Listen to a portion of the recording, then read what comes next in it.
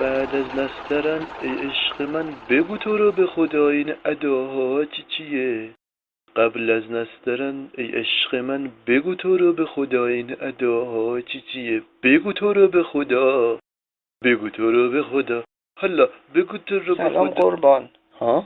قدرت عشق آنقدر زیاده است که فقط خودم میفهمم. این جمله زیبا از دکتر ارنست چند تا لایک داره؟ چند تا؟ ندارم. یه لایک ندارم آقا. یه دونه. بنده ادمین پیج عمیق‌ترین چسناله های 280 سریشتری هستم. بفرمایید.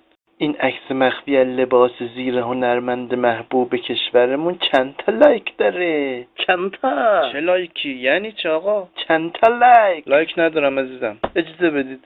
بنده از پیج ورود کچل ها ممنوع مزاحمتون میشم. بفرمایید. پسرها کامنت بذارن، دخترام لایک کنن، ببینیم کیا بیشترن. بعدش هم هر دو گروه به اشتراک بذارین که اعضای گروهمون زیادتر شه تا عده بیشتری بتونن از مطالب آموزندمون استفاده کنن.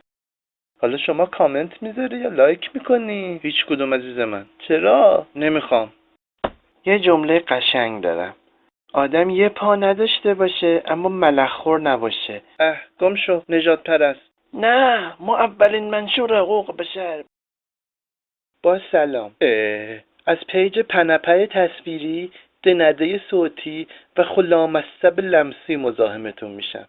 این کودک مبتلا به یرقانه. پدرش هر شب بهش تجاوز میکنه و مادرش هم هر روز صبح تو حلقومش اسید میپاچه.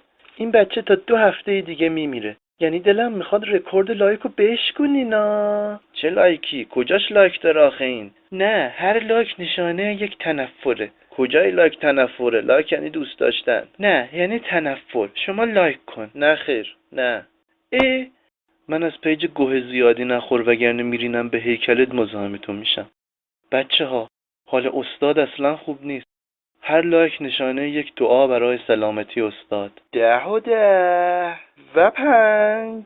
استاد بودا؟ نه، یکی دیگه بود. لایک ندارم آقا.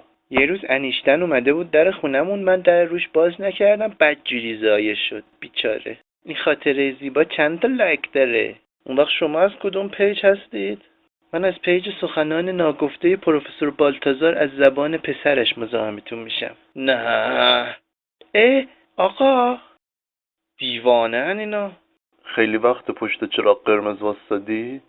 عدد 37 رو تایپ کن تا چراغ سبز شه. دیوانم کردین. لایک بده. اوا دی اکتیو شد بنده خدا. بریم.